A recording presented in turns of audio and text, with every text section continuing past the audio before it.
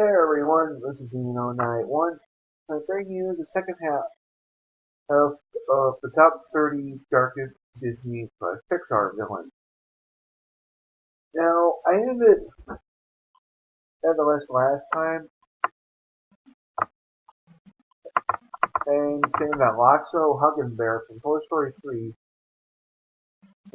shares one particular trait with another Disney villain, as well as the hidden and main antagonist trope as some of these villains coming up will definitely be shifter. So let's not cut beat around the bush. Let's get on with number 15, Hopper from A Bug's Life. Now, you're probably wondering why Hopper is this high up on the list. That's on the halfway mark. Our thing is, he's not really that. Maybe think he's not really all that dark. Yes, he's intimidating. Yes, he's got a gang of grasshoppers right behind him. But excuse me. What makes Hopper so dark is the fact that he basically enslaved an entire colony of ants for who knows how long. The ant gang are saying that ants to get together a whole bunch of food for them when the time comes for them to arrive.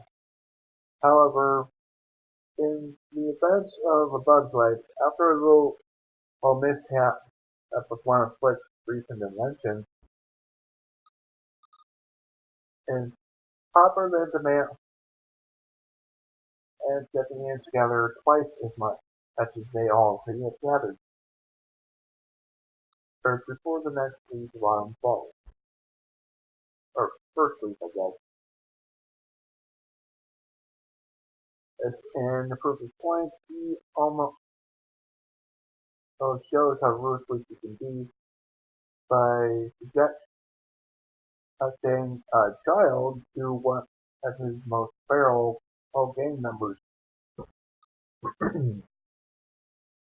Later on in the film, it's revealed so that Hopper's main plan and his gang, the food, which eat, and after they're done, kill the queen. Into the show on the ants who's in charge. All this because Flick stands up to him. All it takes is this one person to set this guy off. And you can see his evil gears turning in his head. And the proof will say he's willing to go that far. He kills three of his own followers.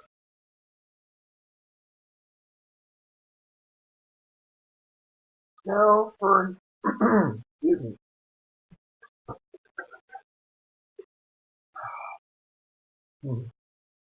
Oh, that was tough. Number 14, Syndrome. Syndrome from The Incredibles. Formerly known as Buddy Pint, aka The Incredible, Syndrome actually started up as your usual fanboy, wanting to be the Robin to Mr. Incredible. But after he kind of lets the bad guy get away, and ultimately he leads to a blitz as blowing up due to the villain and his own bomb going off.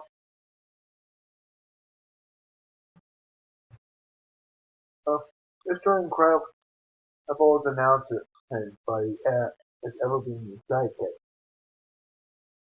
Like Hartford looking and scoring for what probably would be the last time. And by dedicate his story to his life as to getting rid of the superheroes. And under the alias syndrome, he actually manages to do it a lot. And with his Project Chronos operation, which is basically a near indestructible robot uh, that he's constantly adapted into certain hero powers. And Syndrome for a villain actually has a very high count on how many heroes he's actually killed just to perfect this one robot. But is this sort incredible? Well, found out kind of the hard way. If the robots are invincible, except for being damaged by themselves. Yeah, that's kind of one little flaw. And to show how ruthless and dark Syndrome is, he fired Earth's rocket at that plane, and that he so happens to be carrying his wife and children. Basically, it's showing that he has no morality for anyone else. That's as long as his plane succeeds. And he's willing to let that Project Chrono destroy who knows how many lives just so that he can be the hero. And major plan after that is he'll continue to use his invention up until his senior years. And once he retires, he'll sell his creation and show that everybody can be a superhero. And if you put that in the movie, and with everyone being super, nobody will be.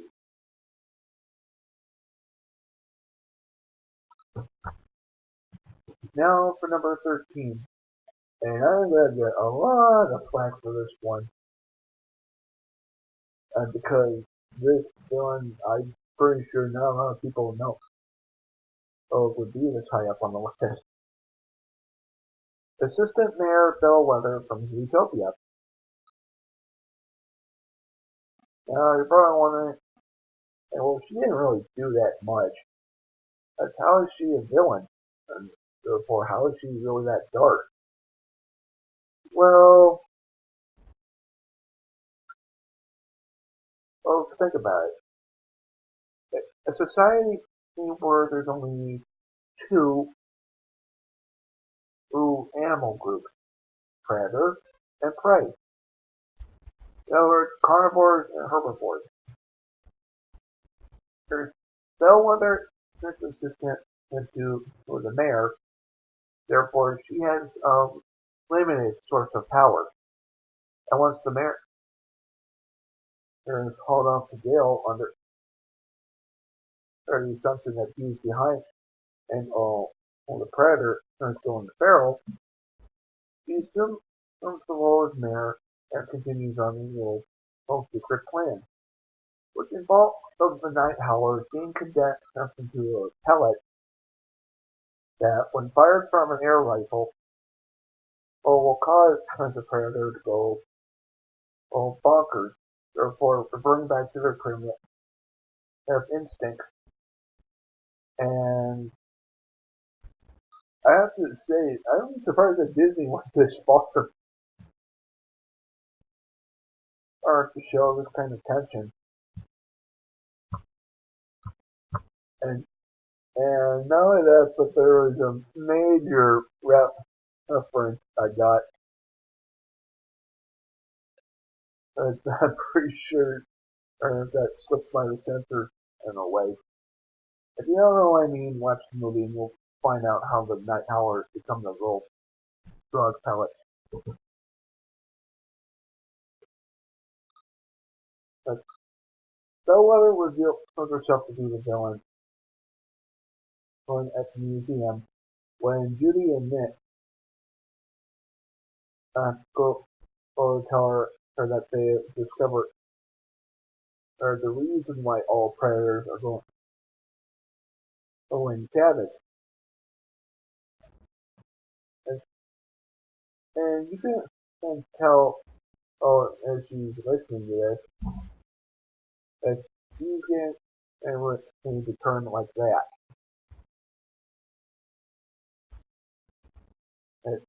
And I'm not gonna sweep this one up because Utopia is a parody of racial discrimination in America. If you don't know what I mean, read a history book. Well, you'll see what I mean. Number 12. Mother Gothel from Tangled. Disney thinks of the fairy tale story of Rapunzel. Well, pretty much tells the same story in a way, except for one small twist.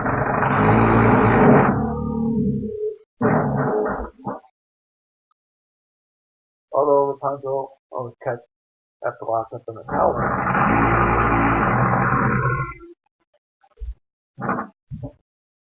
it's not by a witch, rather an old woman who wants Rapunzel for her hair, her magic powers, which, when brushed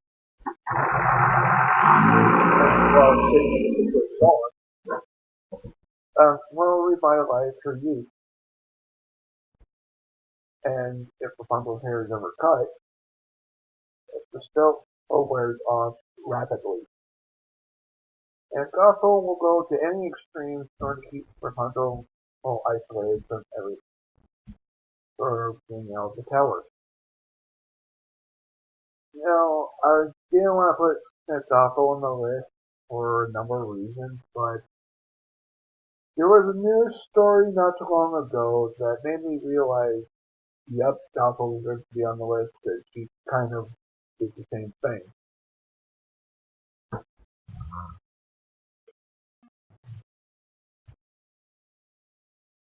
And to psychologically and mentally abuse it as Rapunzel into thinking that the outside world is nothing but dangerous. That's in the song Mother Knows Best. And pretty much berate her in the reprisal of the song. Now, I have to say this before I move on to the next entry, but did she die from rapidly aging, or did she die from the fall? I don't know. Now, for number 11, Governor Radcliffe from Pocahontas. I'm going with the first one on this list, seeing as I don't remember much from the sequel. Oh, Radcliffe brings along a crew of Englishmen into the New World, aka Virginia, in hopes of finding gold, also while cultivating the land. However, it comes to a problem when it reveals that this new world is already inhabited by people. And in the song Savages, he riles up his men and pretty much go to war with the Native Americans. And after John Smith saves him at the last second, his men refuse to fight, while he wants to continue to start his war. Sure. I would have put Radcliffe on the bottom of the list, but something reminded me is that, yeah, he almost started a war.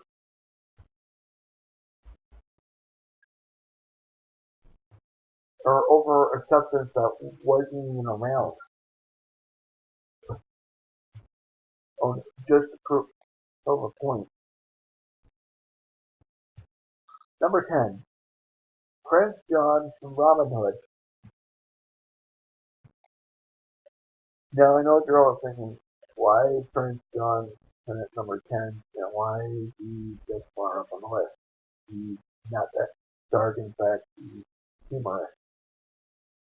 I agree, Prince John is more hilarious than it is a threat as a villain, kind of like Captain Hook in a way. No, I take it back. As Prince John is more hilarious. I think it has to do with the fact that he's voiced by Peter Ustinov. But the reason why I put Prince John on the list is because after rewatching Robin Hood, I realized some key elements. He taxes people of Nottingham to the point where they're dirt poor and can't afford or anything. He locks up uh,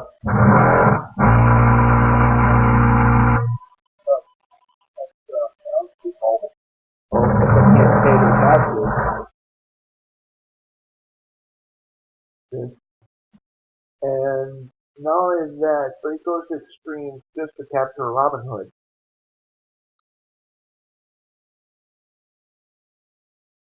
And there was a point in the movie where I was in the middle of disturbed in the way. And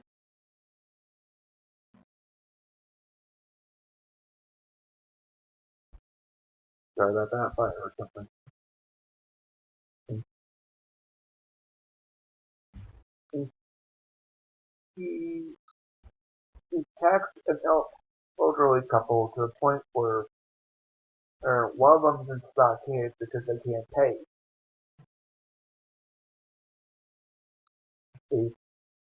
And when finally Fire Talks had enough, after they tried to fight back,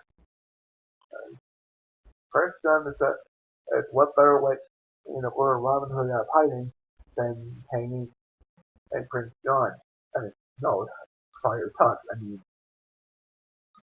and yes, this was probably the darkest moment in the film due to the fact that he was willing to hang a person of the church.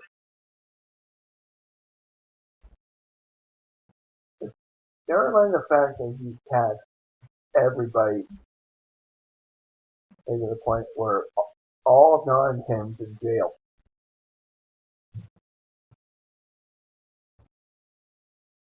Oh, oh, and the only person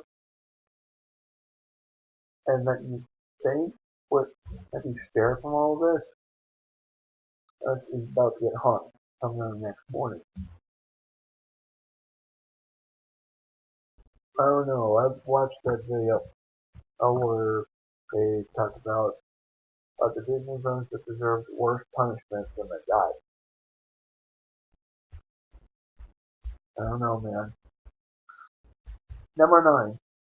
Turbo slash King Candy from Wreck-It Ralph. Yes, another villain and you wouldn't expect to actually be a villain at first.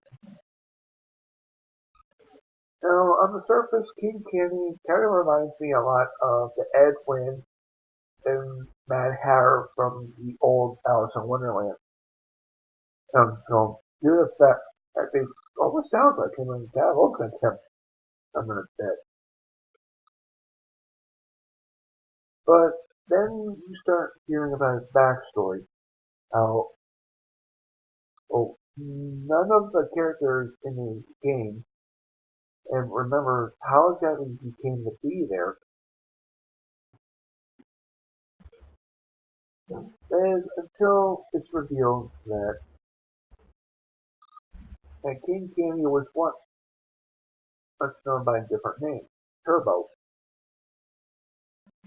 Oh, the star of another racing game, and it became incredibly popular. But over time, as other racing games start and becoming popular, Turbo will decide to do something that no video game character had ever done before, cross over. Which unfortunately caught the video games he hacked into.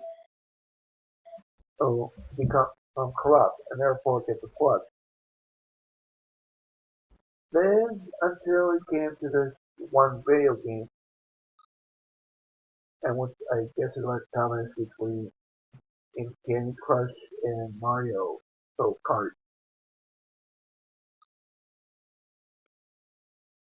and, and how he came into power is that he overwrited an already known character in the game. But now, I think her name's Penelope or something like that.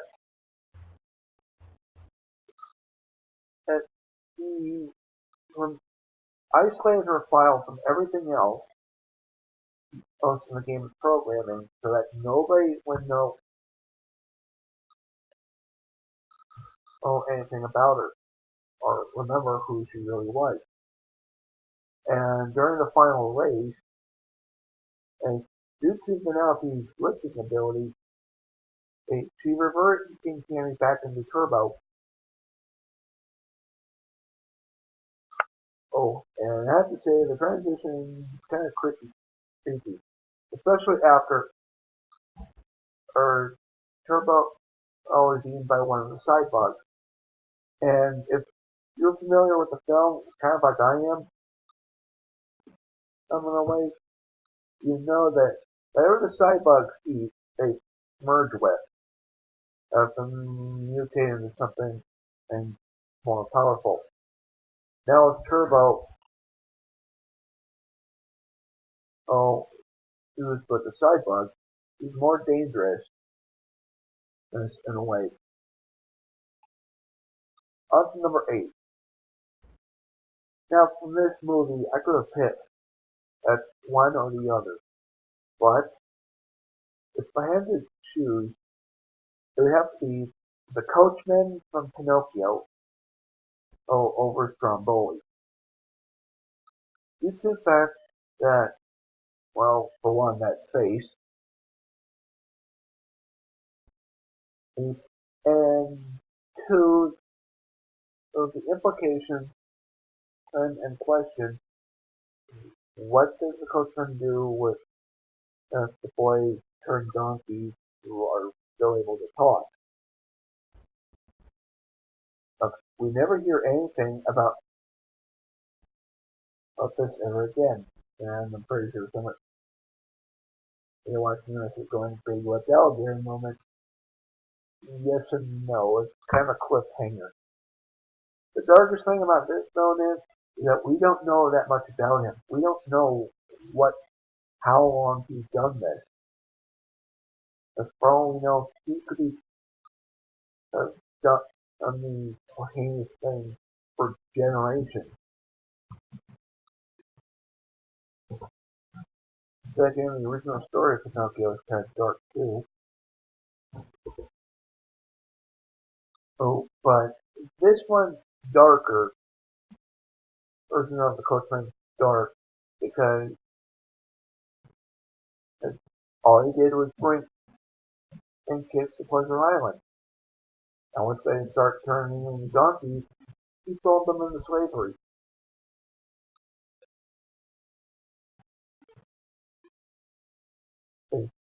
And after Pinocchio escapes, not much is heard about that since. Number 7. Now, this feeling, you have to admit, I put it high up on the list basically because of how malicious he is. And how it's kind of historically accurate he is, as in a way. Shan Yu in Mulan, by historically accurate, I think I'm going with either Attila the Hun or Genghis Khan.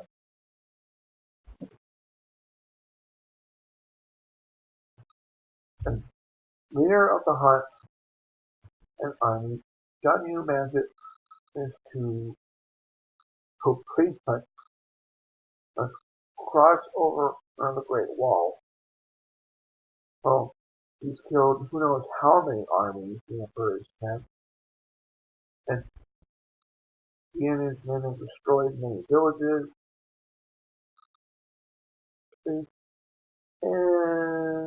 the dark notion that he was going to kill the emperor in front of every citizen in China.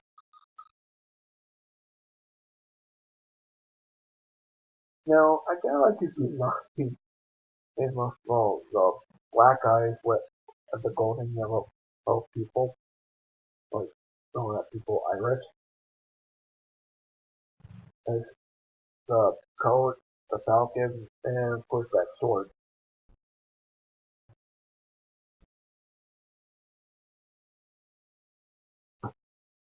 But yeah, this is one villain kind of with an army you don't want to mess with. And if you do plan to mess, well then you better be prepared or to get rid of him quick. Number 6, The Horned King from the Black Cauldron. Now this is definitely the darkest movie in the Disney franchise. It's so much so that not many people remember it.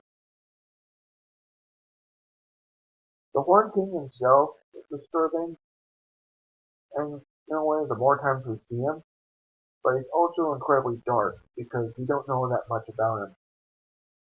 We don't know his backstory, we don't know his history. All we know is that he plans to use the Black Cauldron's dark powers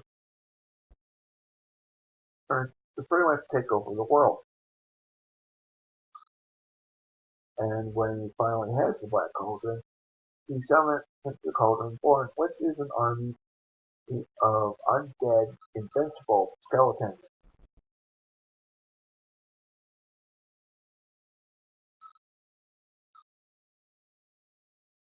Number 5, Jafar from Aladdin.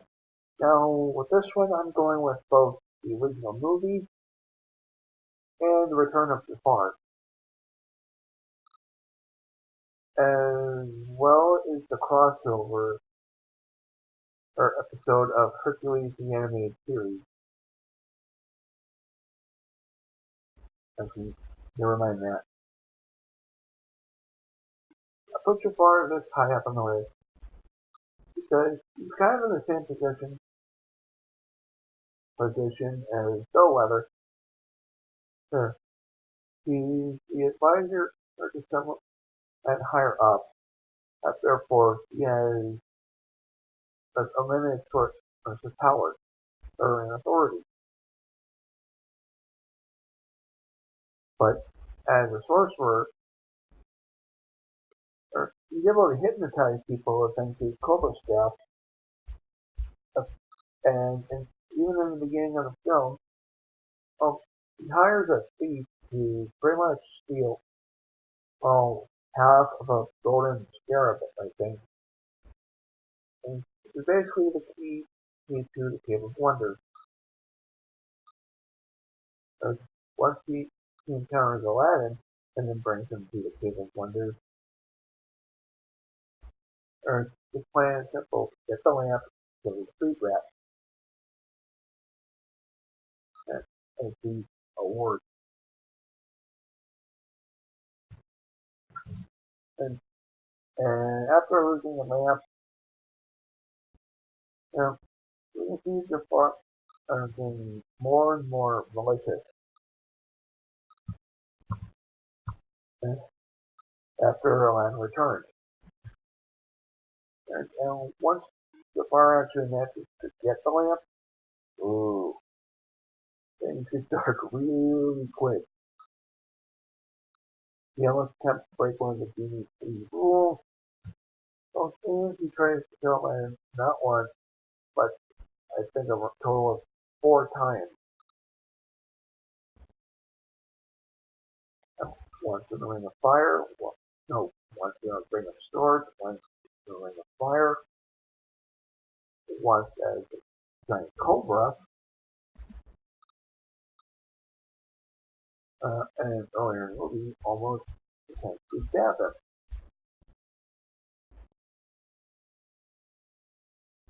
Now for Return of Jafar. After all the small uncovered is the evil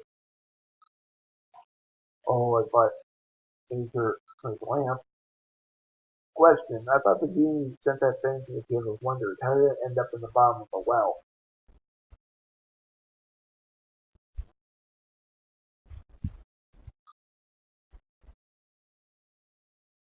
Anyway, Felix goes for revenge, and the Spartan decides to take matters into his own hands, although he's eliminated by the powers of the lamp.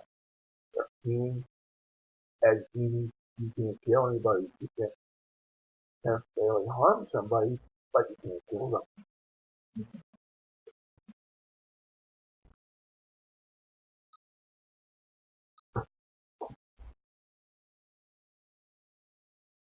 Um, which almost kind of works because his plan to get back in Aladdin is to have everybody else go to prison and save him for last.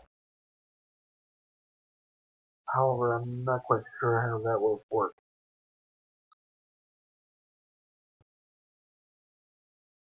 Uh, I'm gonna cut this one and short for now, but next time I'll be going over the top four. And these four villains we all saw coming. So as you know, it's 9 at 1 thing. Yep,